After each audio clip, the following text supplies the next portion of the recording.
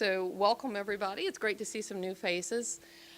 My name's Kelly Hancock. I'm the manager of interpretation and programs here at the American Civil War Museum. And if you're from the area, I do want to mention that at the back we do have a flyer on our brown bag lunch talks. These take place the third Friday of every month, and they are free to everyone. And then we also have a program guide of what's coming up in June and July. But what I want to do right now is introduce to you Professor Michael Ross. He teaches at the University of Maryland at College Park, where he specializes in the Civil War era and U.S. legal history. He is the author of Justice of Shattered Dreams, Samuel Freeman Miller and the Supreme Court During the Civil War. And he is also the author of a brand new book, and that's the one he's here to talk to us about, The Great New Orleans Kidnapping Case, Race, Law, and Justice in the Reconstruction Era. And he has received favorable reviews in the New York Times, the Wall Street Journal, and other periodicals, and has won the 2014 Kemper Williams Prize, as well as the New Orleans Public Library Foundation Choice Award for Nonfiction. Professor Ross has also written numerous articles in academic journals, 4 of which have won Best Article prizes. He serves on the editorial board of the Journal of Supreme Court History and has served as an historical advisor to the United States Mint. He holds a law degree from Duke University, earned a PhD in history at the University of North Carolina, Chapel Hill. So let's give Dr. Ross a warm welcome.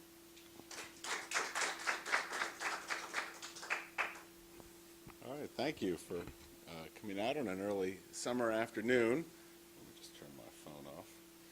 And as you might have noted from my bio, I am, at my core, a U.S. constitutional historian. But I want to just give you some sense of how I ended up writing this book, because something happened to me that's happened to anyone who's done historical research, genealogical research. As you're immersed in the materials, suddenly something catches your eye off to the side that you're not intending to write about. And usually you look at it and go, oh, that would be great to write about someday, but you return to the task at hand and you never return to it. But this is a case where the story was so good because and no one had ever written about it before, that I got pulled down the rabbit hole. And I was in the midst of reading every single day of the newspapers from the summer of 1870 in New Orleans, because I was working on the first case to reach the Supreme Court that interpreted the 14th Amendment, the slaughterhouse cases, when this case caught my eye. And I just want to give you some sense, and you'll see, perhaps, I hope, what caught my eye and why it was worth bringing this story back to life.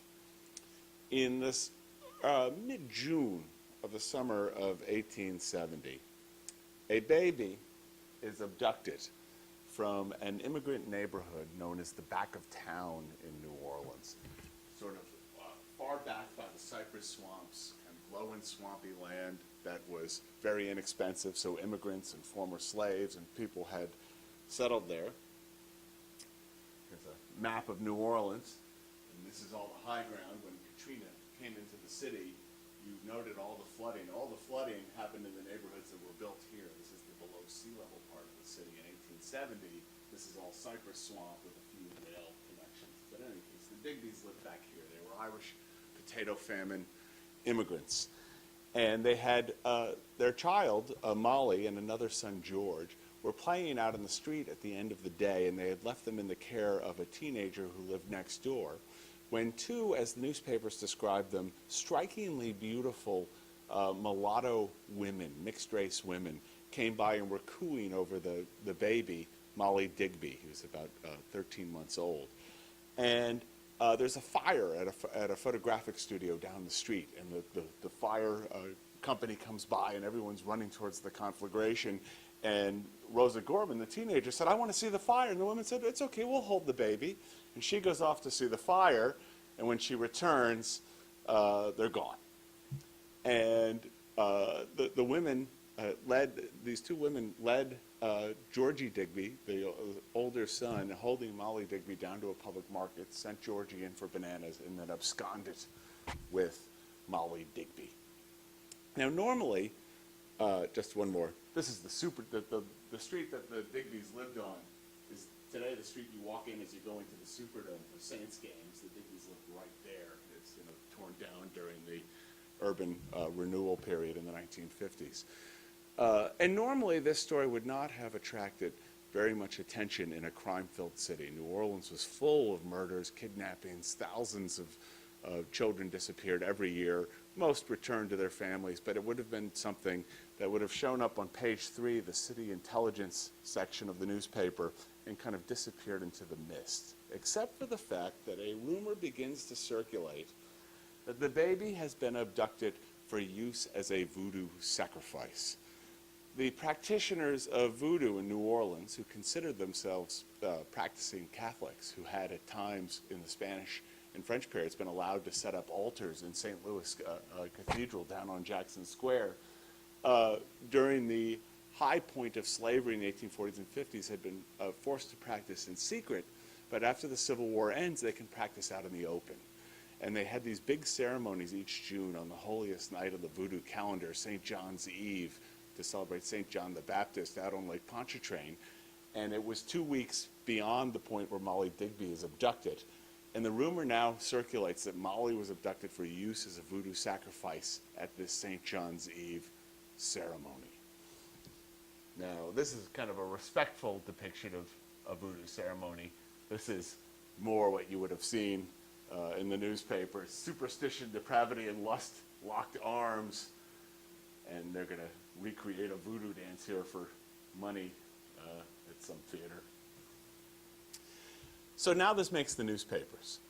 And as soon as it does, everything that was happening in New Orleans in the summer of 1870 was intensely political. And the case will very, very quickly get swept up into the fearsome politics of Reconstruction. 1870 is the height of radical Reconstruction in New Orleans.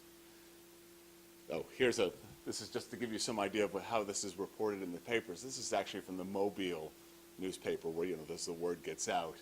A horrible suspicion is connected in the public mind with the abduction of an infant child of Mr. Digby of New Orleans. And the impenetrable secrecy in which this cruel deed is involved has excited a general suspicion that the child was stolen for sacrifice according to the rites of voodooism, which it is charged are prevalent amongst Negroes in Louisiana. But 1870 is the height of radical Reconstruction in New Orleans. And as you folks know, Reconstruction is the moment where the federal government, backed with the 10,000 Union soldiers still staying in key points in the South, was attempting to bring about a new order in Southern social, economic, and political arrangements, and had registered African American men to vote and then given them the right to vote under the 15th Amendment. So this is a moment where African American men are not only voting, they are holding office in legislatures throughout the South. About a third of the elected officials will be African American men. They are serving on juries. They are serving in government positions. These are African American members of the Louisiana legislature, which was 2/3 white and 1/3 African American. These are the African American members. Serving on juries, and most notably for my story, on police forces. This is the moment where the Reconstruction governor of Louisiana had integrated the New Orleans police force. So there are African American men patrolling the streets for the first time in any city, and this is very, in national terms, sort of progressive. New York City will not have a black police officer until 1911, and Boston even later, and so on. And here we have African Americans serving as police officers and as detectives in New Orleans and a couple of other southern cities in 1870. And as this story gets wrapped up in Reconstruction politics, the Democratic press, the Democrats were the party of people opposed to Reconstruction. The Democratic press, and these folks would also call themselves conservatives, many of them were ex-Confederates, is going to start to highlight the fact that Molly Digby is missing and that a police force that includes African Americans and a number of former Union soldiers would be too inept to solve the crime. And every day that Molly is missing, they're highlighting the ineptitude of the New Orleans biracial police force. The case is also going to allow the elite white women of New Orleans to express political opinions in a way that normally was considered improper for women to do. In the North, where there were lots of reform movements as early as the 1820s, women are involved in abolitionism and temperance and all of these things. Women had been out front in political activities. But in the South, that was considered improper, and they don't really start getting involved in suffrage or anything else until the end of the 19th century. But in 1870 in New Orleans, the elite white women, both from the folks who considered themselves Creoles, the descendants of the French and Spanish settlers of Louisiana, and those who were the Americans who lived in the Garden District, who had come down during the Steamboat era, all get involved in the Digby case, because they see in the Digby case issues of motherhood, issues of the horrible crime against an abducted child, and they now start cooking food and leading big groups to the Digby's house in a section of town they normally would have scrupulously avoided. But they also get petitions signed demanding that the Reconstruction governor solve the crime. And they march to the governor's house, present him with this petition, and say, you and your kind of clown police force need to do something here. This is the Reconstruction governor of Louisiana. This is Henry Clay Warmoth. His critics called him the boy governor because he's only 28 years old. He's a Union soldier from Illinois who had served in Grant's army in the West. And he's now been elected in the 1868 elections as governor of Louisiana. And he's a very interesting guy because, well, let's put it this way. We're heading into what will be a long period that will not get the attention, it never does, that the Civil War has, of the 150th anniversary of Reconstruction. Now, Reconstruction goes on for a long time. It isn't, ended politically until 1877. So there's not going to be a lot of big reenactments of Reconstruction. And many Americans don't know much about this era. A lot of people know a lot about the Civil War, but then the war ends and they don't know too much. But what they do know, particularly people of a certain age, came from their high school and college textbooks written at a time when Reconstruction was regularly portrayed as a tragic era, as an era where corrupt carpetbaggers, ignorant former slaves, and poor ignorant Southern whites teamed up for a moment, put their foot on the throat of the defeated South for their own benefit. And that was a story that was told in textbooks north and south, in movies like Birth of a Nation and Gone with the Wind, for decades in the United States. And it came out of even an elite academic tradition at Columbia by a professor named William Archibald Dunning, whose students all wrote about the tragic era of Reconstruction. And unfortunately, it is an extraordinarily one-sided account of Reconstruction.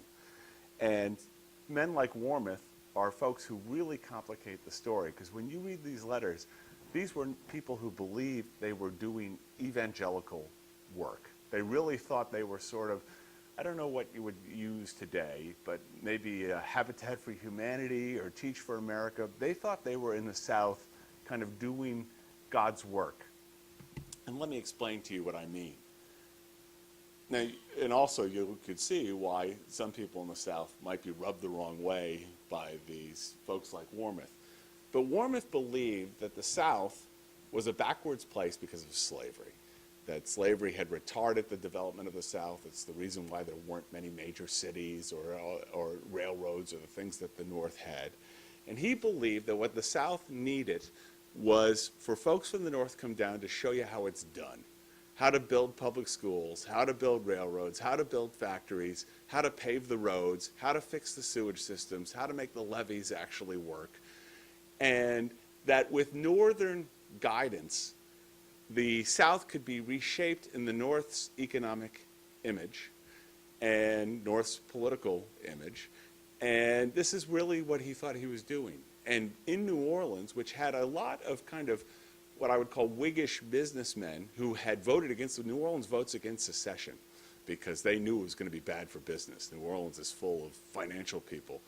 And they go along with it once it's a fait accompli. But New Orleans votes, and Warmoth is hoping to peel off enough of these kind of economically minded businessmen in New Orleans who might be convinced to put aside the animosity of the war, racial animosity, in favor of economic development and join the Republican Party. That's his goal, is they want to get a Republican Party that can work, that isn't just reliant on black votes. And there's centrist Republicans like this all over the South who are trying to do this. And one of the things that Warmoth has done is not just integrated the police force, but brought down elite police trainers from Philadelphia and New York and Boston, and was training the police force in the latest policing techniques. The New Orleans police force before the Civil War was essentially a thug army for whoever was in charge, and they used it to beat up their political opponents.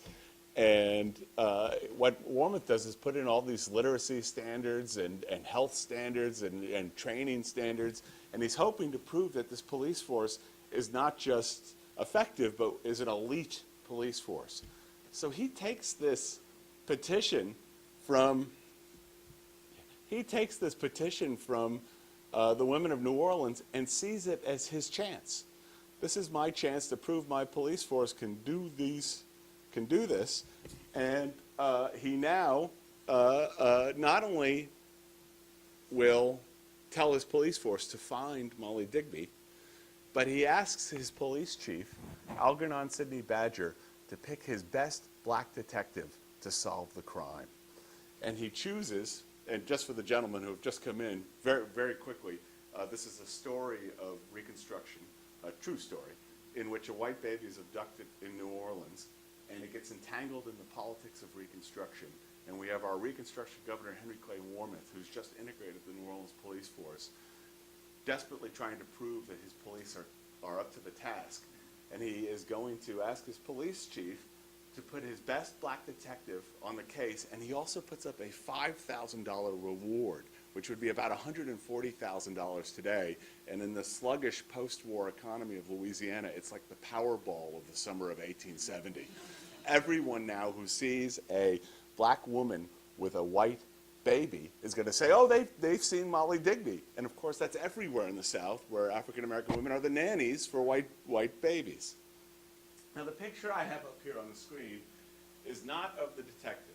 The detective that gets chosen is an Afro-Creole named Jean-Baptiste Jourdain, a former cigar maker from the French Quarter, now and then a member of the United States Colored Troops, and now a detective for Governor Warmoth's police force.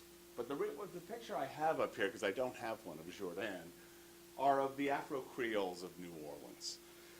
And here's their importance.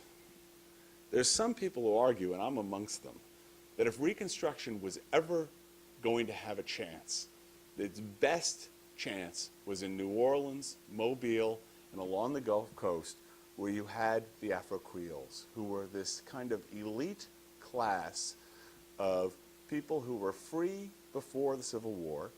Many of them were the descendants of interracial relationships between wealthy French planters who then would have an African-American mistress or life partner in New Orleans in a townhouse, and they'd come in from the plantations and have these children.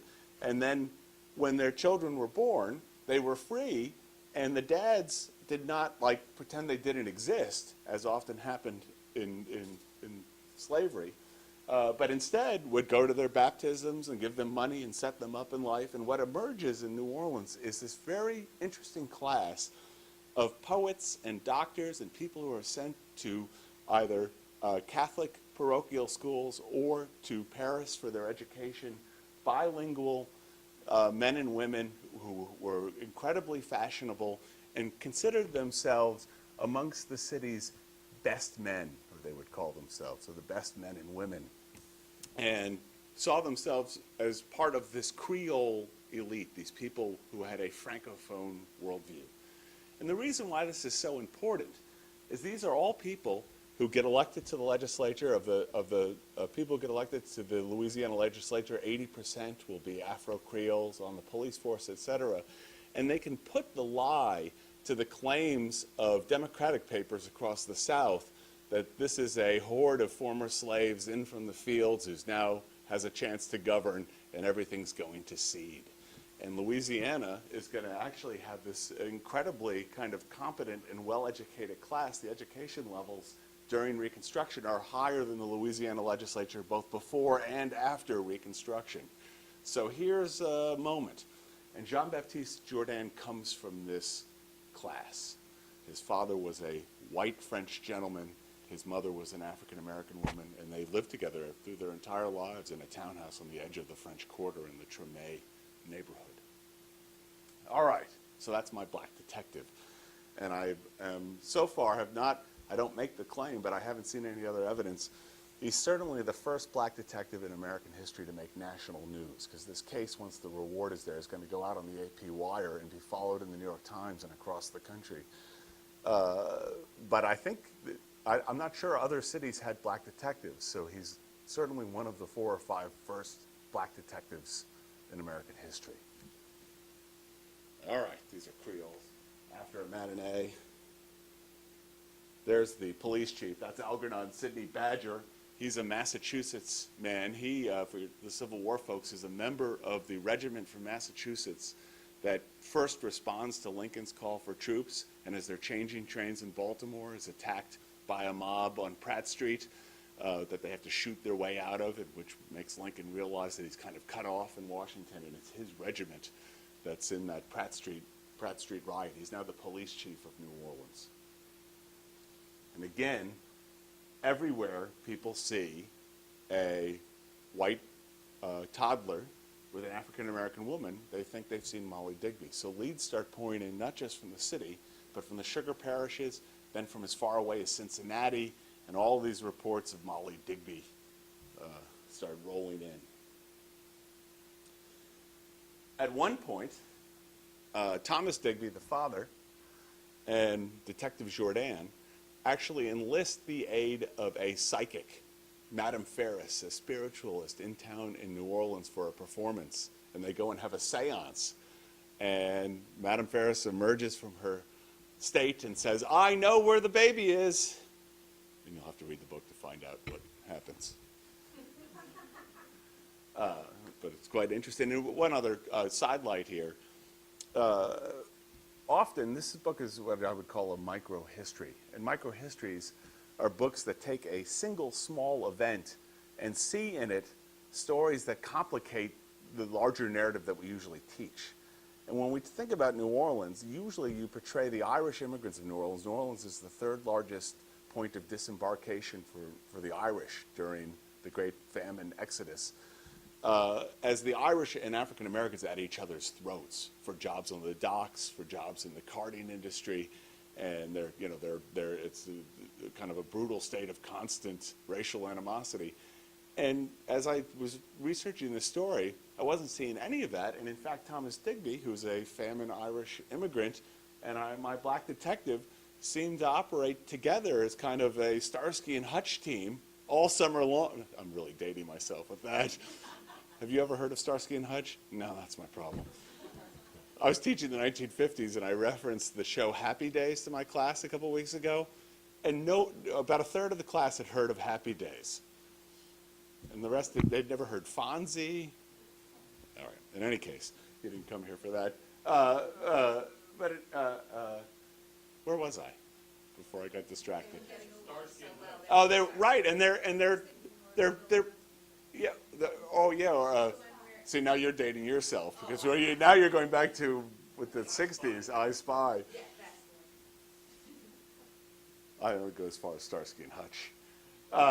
But in any case, they now these guys travel all over the place. To Baton Rouge, they're traveling together to go over to Mobile looking for Molly together, and there doesn't seem to be any of this friction. Okay, now, I'm not going to tell you what happens to Molly. I want you to read the book to find that out. But what I can tell you is that who the police eventually arrest and accuse of committing the crime. And it in itself is going to be a remarkable story that is quite different when it goes to trial than the Southern courtroom trials that you think of when you think of a Southern race trial in the 19th or 20th century. What do you think of? If you think of a race trial from the post-Civil War or Jim Crow era, what images come to mind? To Kill a Mockingbird, no question about it. Or any of these cases where someone who's committed a crime, a white person who's committed a crime, and you know the result of the trial before it even begins, and you just have this scene of slowly spinning ceiling fans and the black defendant in overalls. This trial is going to be nothing like that, except for it's hot. These are houses that still stand in New Orleans across the street from the houses of the house of one of the women that is accused, that would have looked just like this house. And the women that are accused, Ellen Follen and her sister Louisa Follen Murray, are Afro-Creole women. They are extraordinarily, according to the news reports, attractive and fashionable. And when you read the trial newspaper stories of the Digby trial, it reads like the red carpet of the Oscars. Every time these women walk in, it's a long description of what they're wearing, this, that, the other thing, because it's, to some people, so remarkable that their taste could be so extraordinary. And Ellen Follen and her sister were running a unique business in 1870. Her sister Louisa lived in Mobile. Ellen lived in uptown New Orleans, sort of near where Tulane University is today. And what they were running was something that would be called by the press as a lying-in hospital. And a lying-in hospital was a place where elite white women who became pregnant out of wedlock could go to spend the time of their pregnancy and then have the child outside of prying eyes. And the way this worked is if a woman from kind of a Mobile wealthy family or plantation family got in trouble, she would go to Louisa Murray in Mobile, who would then bring her over to New Orleans to stay with Ellen Follen. And if someone from the Garden District or the French Quarter got in trouble, they'd go up to Ellen Follen's house in New Orleans, and she'd bring them over to Louisa's house in Mobile. And the reason why these elite women were willing to do this, because these, again, are considered African-American women, is because their taste was so elegant. Their houses were full of rosewood furniture and paintings and chandeliers. And what it allowed is for these women who were well off to spend this kind of scandalous out-of-wedlock pregnancy in surroundings to which they were accustomed. This would feel like their home, even if a respectable white woman would never run this business. And it allows the Follen sisters to create an economic niche based using their taste that is quite lucrative. And these are the women that the police accuse of having abducted Molly Digby. And they put them on trial, and now that the trial is intertwined with politics, it's a very odd situation, because now it is the Republican government prosecuting African American women, and it's the Republicans who were the party that were committed to giving the former slaves a fair shake. But now they're prosecuting African American women in order to prove that their biracial justice system can mete out justice, and that black police officers wouldn't wink and nod at crimes committed by blacks against white people. But now that that's what's happening, these women are able to get the best defense New Orleans has to offer, including Theodore Gallier Hunt, a former Confederate general, who now is going to serve as the defense attorney for the Follen sisters. And complicating, so it's the world turned upside down by Reconstruction. And complicating the story And the outcome is that the jury is 1/3 African American. And the question is, would they be siding with African American women perhaps because they share their race, or are they siding with the Reconstruction government to prove that the black detective and everyone had found the right people, or are they just going to hear the facts and decide on justice? All right, that's the courthouse. The kidnapping case, new revelations, the plot thickens, crowded courtroom, takes place against the background of a yellow fever epidemic that breaks out in the city during the trial, and it extends eventually into Mardi Gras. So there's all kinds of New Orleans evocative storylines. But I'm not going to tell you how the trial turns out. You have to read the book.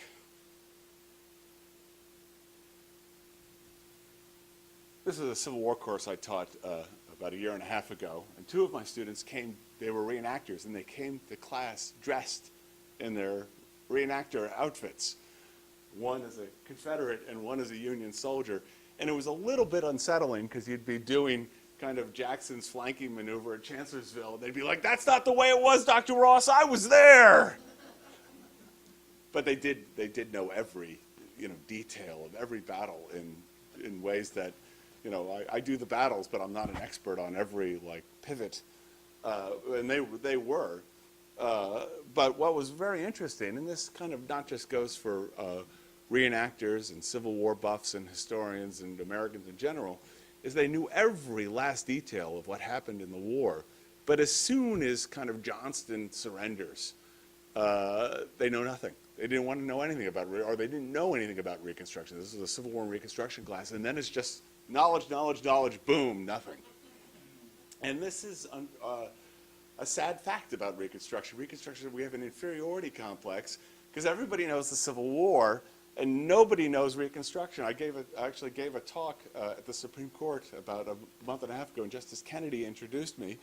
And he got up and he said, I know a lot about the middle of the 19th century, but Reconstruction is kind of hazy. So this is when the 14th Amendment becomes part of the U.S. Constitution, and he knows the 14th Amendment, of course. It's Justice Kennedy, but you get the idea.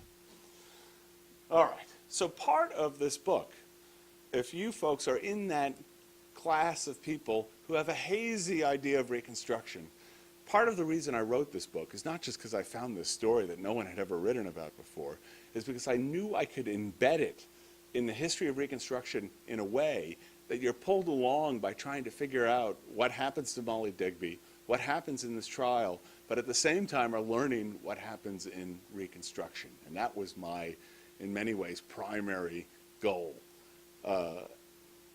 And again, I mentioned the Dunning School before, and the story, there's no question about it, complicates a Reconstruction story that some of you may have been taught, which was that the Reconstruction was a tragic era. Now, even those of you who were taught that in the 50s probably were not taught that the Klan was great. But there was a long period in American history. The Ku Klux Klan is depicted, if you've seen Birth of a Nation, as heroic figures who saved the South from carpetbaggers and their black allies. This is a screenshot from Birth of a Nation. And this is out of Woodrow Wilson's history of the period. The white men were roused by a mere instinct of self-preservation until at last there sprung into existence a great Ku Klux Klan, a veritable empire of the South to protect the Southern country. That's President Wilson, who's the guy who brings Jim Crow segregation to the federal government. And of course, all of you, how many of you have seen Gone with the Wind? Who has never seen Gone with the Wind? All right, good. You'd be surprised at how many undergraduates today have never seen Gone with the Wind.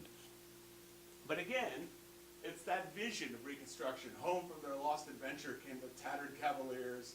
Grimly they came hobbling back to the desolation that had once been a land of grace and plenty. And with them came another invader, more cruel and vicious than any they had fought, the carpetbagger.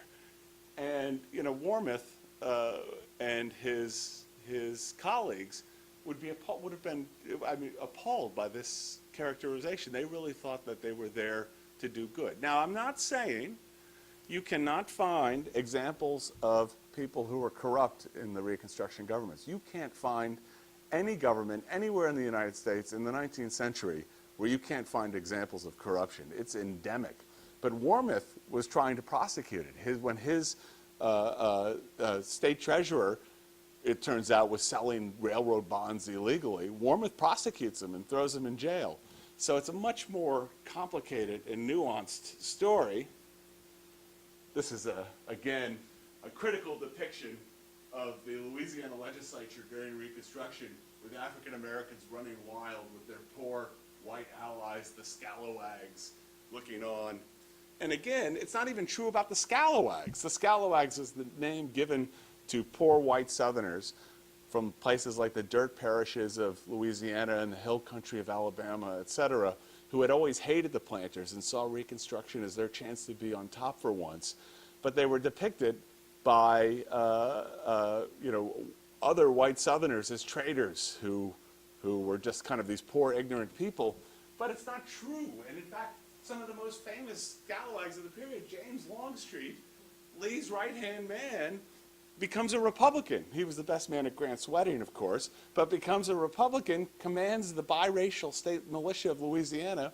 For that reason, is written out of the pantheon of Confederate heroes, just only recently getting a statue at Gettysburg, which is one of the worst statues ever created. But, John Mosby, who isn't written out, he's in the room here, isn't he? He becomes a Republican. He's a scalawag. Do I have to get William Mahone, a Confederate general, leads a biracial coalition, the Readjusters, who run Virginia after Reconstruction ends from 1778 to 1883, black and whites voting together, led by a Confederate general. So it's a much more complicated story. Sorry. And one historians have been trying to undo now for the old version for decades through television documentaries and books, and it just can't be dislodged, the old version of Reconstruction. A few interesting sidelights about the book, and then I can answer some questions. But as I was writing the book, when I first found this case, I thought I was the only person alive who knew anything about it, because no one had ever written a word about it. But then I started to give some conference papers on the topic, and when I did, and online were things about Jean-Baptiste Jourdain, the detective, I started to get emails, including from this family in Atlanta. This is Isabel and Eddie Baquet, and they, through their own genealogical research, this is the golden age of genealogical research thanks to digitized records, even though it's still kind of a painstaking process, had figured out that they were descendants of Jean-Baptiste Jourdain, my detective. And as it turns out, the Baquets, Eddie and his family, are part of a famous New Orleans family of restaurateurs, of musicians. Dean Baquet is the executive editor of the New York Times, the first black executive editor, head of the New York Times. And they're all descended from my black detective, the first black detective in American history. This is Harold Baquet, who I had contracted through a grant to take pictures for the book before we realized he was actually descended from the black detective. So he was taking evocative pictures of his own family's history. And we had events. There's a famous Creole restaurant in New Orleans called Little Dizzy's. If you've seen the HBO show Treme, a lot of the scenes are set there because it's where the black power elite has lunch. So we had a book signing at Little Dizzy's, and these are all descendants of my black detective. These are all Baquets. These are descendants in New Orleans of the Digbys. As it turns out, the Digbys had kept this story alive in their family, and I met with several Digbys at some who had moved to North Carolina, and so we were in Cary at a dining room table with Digbys, and out came a box of family records of the Digby case, and they were just pulling things out, and every time they pulled, I was like, no way, no way. But the story was very much alive in the Digby family, and those are all Digbys at a book signing in New Orleans. There's the black police chief of New Orleans who came to the book signing at Little Dizzy's and said, at the police academy, they were taught that the first black policemen in New Orleans were in the 1950s. And so even amongst a police force with a black police chief, the memory of black policemen during Reconstruction had completely evaporated. This is interesting. This is Jerry Gunther, famous for the model ships he builds. But he was also the family genealogist of his family, he and his daughter, Sandra Gunther Clark.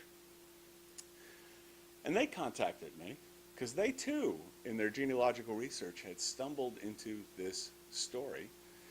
And I went up, Sandra Gunther Clark was working on Wall Street, and I took a train up to New York and met with her in her stylish apartment overlooking Union Square. And it's Sandra and Jerry and I discussing what we knew about this case. And what's so interesting about the Gunthers is the Gunthers are a white family from Wisconsin, daughter moved to New York, who through their genealogical research realized they were descendants of Ellen Follen, the woman who was accused in the Digby trial. Ellen Follen is Afro-Creole, and they found out for the first time that they had black forebears. And through the detective work that we did, what we pieced together and what they realized at least one member of their family had sort of long knew is that after this trial ended, the children of Ellen Follen, perhaps some to escape the notoriety associated with this trial, had left New Orleans, moved to Chicago and Detroit, and there passed for white. When the census taker came to the door, said we're white.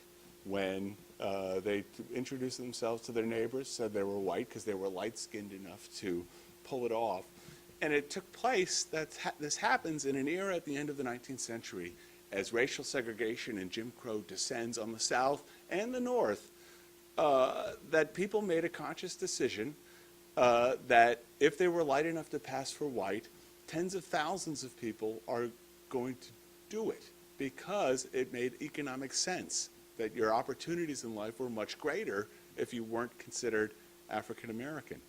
And over time, this family just thought of themselves as white. But as it turns out, there was one grandmother, sadly, who's passed on, who sort of knew the story and was outraged that anyone was going to tell it. And you can kind of see the story play out in the family photographs. But the younger folks loved it. You know, we've reached a point in American history where you don't feel like you have to hide your past in order to succeed in American life. And the younger folks thought it was great that they're tied to this New Orleans and this colorful tale. But the grandmother was angry that the children had found this and that I was going to tell the story. This is how, while I view this as a very serious book, this is how the Oxford has been putting up voodoo, they grip the nation. So that's at the core of the story I told, and I hope you see what I saw when I got pulled in to this tale while I was doing research on a much more traditional topic. So I welcome any questions you might have. Yes? How much time between the kidnapping and the start of the trial? Not long, not like today. The kidnapping's in June, trial begins in August. Yeah. What else? Yes? Were people in the city aware of the lying down house, or did this trial kind of bring it to the The whole purpose of a lying-in hospital is that you didn't know it was there. There was a place where people could go to be anonymous. And when this now exposes this story to the world, I mean, this is reported in the New York Times, the days of them operating lying-in hospitals are over because the secrecy that's essential for this operation to work is now vanishes. What else? Yes? So after I read your book about Reconstruction, because like I know nothing. So what else should I read about Reconstruction? A lot of people like Eric Foner's book. It won the Pulitzer Prize. Eric Foner, Reconstruction, Unfinished Revolution. I would probably go there next. I might watch the PBS series on Reconstruction, which I thought was great. It's an American Experience, can be found on the PBS website. Very well done. Yes. There was another famous Civil War general that played a part in Louisiana history. He was the first president of Louisiana State University, named Sherman. Yes. What was his role in Sherman is, as you know, a complex figure, and he leaves, of course, Louisiana when the war begins. He almost went to France to go into banking or something, and he's talked out of it by Beauregard, who will regret that later on. But a lot of generals are intimately involved in Reconstruction because they are assigned, when they make it military Reconstruction and they disband the governments that Johnson had allowed to be created and turn it into military Reconstruction, there's a general in charge in each section of the South. So in Louisiana, it's Sheridan. And Sheridan's very pro-Reconstruction. Grant's very pro-Reconstruction. But Sherman isn't really involved. Sherman's racial views don't stand up too well in the 21st century. But he's not really involved in the intricacies of Reconstruction policy. It's Sheridan, it's Pope, it's some others, and each one is in a district. And there's a couple New Orleans is interesting because it's the only place that isn't really destroyed in the Deep South. So a lot of people move there of all stripes because there's some economic life. And John Bell Hood's in New Orleans for a time. Jefferson Davis is in New Orleans. John Bell Hood dies in the yellow fever epidemic in New Orleans. Wheeler is there. Longstreet is there. John Archibald Campbell, the Supreme Court Justice, who was Jefferson Davis's Assistant Secretary of War, is in New Orleans litigating against the Reconstruction government. So it's complex. Jubal Early is there. This is where he starts the Southern Historical Association. Yes? Kind of along those lines, as far as New Orleans, I'm sure has its own sort of historiography. Any other kind of ones in this period that you'd recommend, like kind of mid-Reconstruction or like turn of the century, like kind of exotic? I don't know, it just seems kind of attractive era. So the question is of kind of exotic. Or just like kind of that New Orleans historiography from the same time, from any other books of that kind? Yeah, let's say, there's really a whole slew of wonderful ones on Storyville, the prostitution district that emerges in New Orleans. There's a new one out called Empire of Sin. That's a good night, a fun, popular history, but there's other ones called American Babylon and so on that are good. For this period, I would recommend as another microhistory, Charles Lane wrote a book called The Day Freedom Died about the Colfax Massacre that takes place in Louisiana. Really well done, kind of small story that becomes a big national story. Anything else? All right. Well, I hope you will pick this book up, and in the process, if you're not a Reconstruction person, become one, because in many ways, or in every way, I would argue it's just as important as the Civil War. It changes the American Constitution. We get the three of the biggest amendments to the Constitution, the 13th, 14th, and 15th. The 14th is being one, virtually every case you hear in the Supreme Court today, the 14th Amendment is somehow involved in. And it's just an extraordinarily important moment in American history and worth knowing as well as you know the Civil War. All right. Thank you. Thank you for having me.